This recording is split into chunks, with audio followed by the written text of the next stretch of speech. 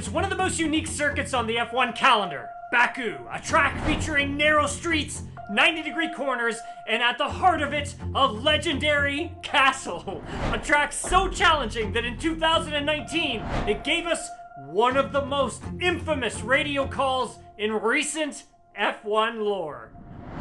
Charles Leclerc has gone straight on into the barriers at turn 8. I am stupid. I am stupid. I switch off everything.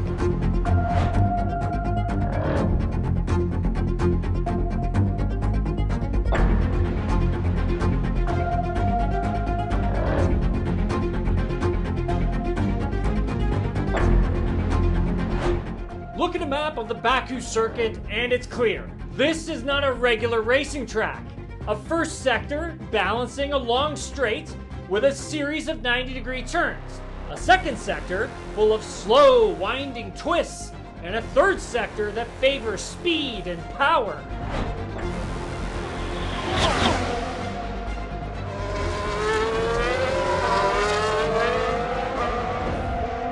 The track is highlighted by the castle section, which runs from turns 8 through 11 and is incredibly challenging.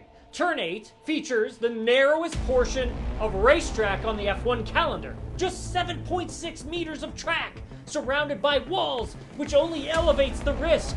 Charles Leclerc was on pole here last year. Let's examine how he navigated this section. It's critical to start the heavy braking at about the 50-meter sign. Carry too much speed and you'll crash. Look at the trajectory of his car heading into the turn. It looks early, but he's actually hitting the apex perfectly, which helps him get pointed straight for turn 9. He rockets easily through turn 10, giving the car a kick of the throttle pedal to get up that hill.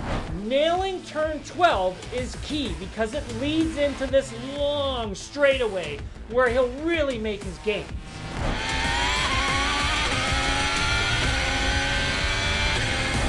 Turn 15 is the final corner of Sector 2 and it's a tricky one. Drivers are often lulled into thinking you can brake late here, but that's often a trap, inviting drivers straight into the wall. Leclerc brakes earlier than others, really hard on those brakes, but he makes sure the steering wheel is ruler straight, pointing to the runoff area if he needs to use it. Watch his hands, he turns the steering wheel twice, once to the apex, and then a second time, probably because he realizes the exit could be a bit tight. He waits on the car to get through the exit before punching on the throttle again. While McLaren has led the way all season, an argument can be made for any of the big four to step up at any given track.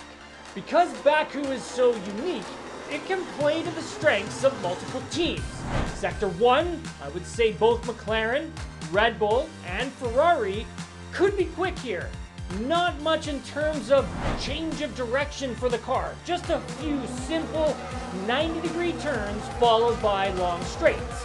If the teams can trim the cars out enough, this could be a sector that is up for grabs by those three teams that I'd mentioned. Sector 2, with all the twists and turns, it's an advantage McLaren. The MCL 39 is really good in slow corners that are very interconnected. McLaren has a very sturdy front end and is very responsive when the driver needs to have those quick changes of steering direction in slower speed turns.